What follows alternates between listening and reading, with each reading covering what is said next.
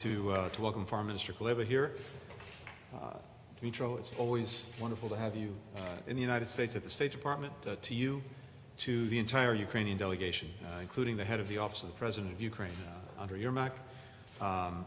Welcome to Washington, and welcome especially for the relaunch of the U.S.-Ukraine Strategic Partnership Commission. This is the first meeting of the Commission since 2018, and we intend to make this more regular, given how crucial this relationship is to both of our countries.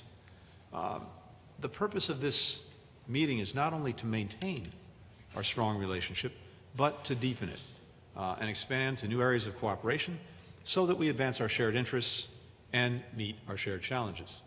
And that's very much reflected in the ambitious agenda that we've had before us for today's dialogue. It touches on everything from energy security to digitalization to making our democracies more inclusive, and it's rooted in the deep and long-standing ties between our nations and between our people.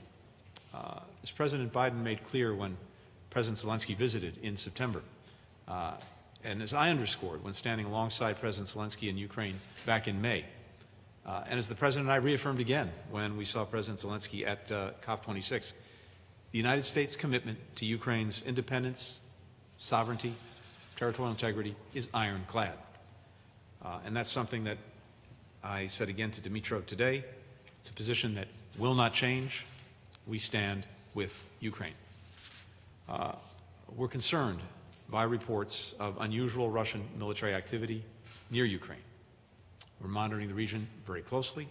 As we always do, we'll continue to consult closely as well with allies and partners on this issue. And as we've made clear, any escalatory or aggressive actions would be of great concern to the United States.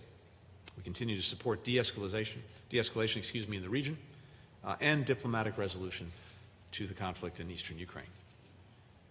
The updated U.S.-Ukraine Charter on Strategic Partnership that the Foreign Minister and I signed today affirms the United States' unwavering commitment to Ukraine's sovereignty and territorial integrity.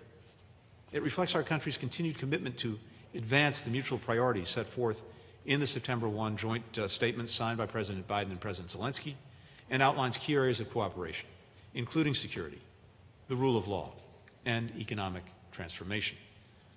Another key topic for the Strategic Partnership Commission is Ukraine's ongoing and ambitious efforts to strengthen democracy and tackle corruption. We know from our own experience how hard it is to reform institutions. We also know that there are powerful interests, both inside and outside Ukraine, that are doing everything that they can to undermine these reform efforts and put their narrow interests above the interests of the Ukrainian people.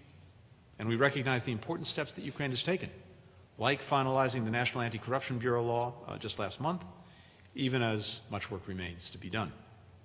That's why the United States will continue to support the vital efforts of reformers in Ukraine's government and vibrant civil society, as well as its broader Euro-Atlantic aspirations, a priority that I underscored on my visit to Kyiv a few months ago. The Strategic Partnership Commission includes specific concrete steps toward achieving those goals.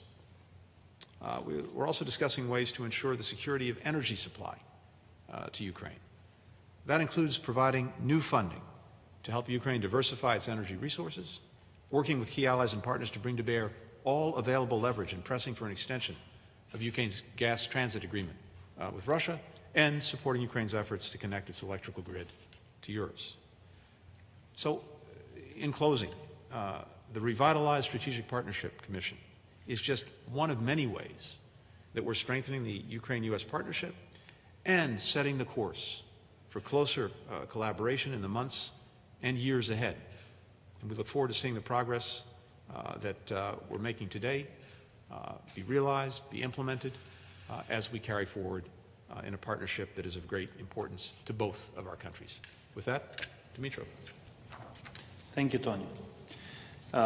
Thank you for welcoming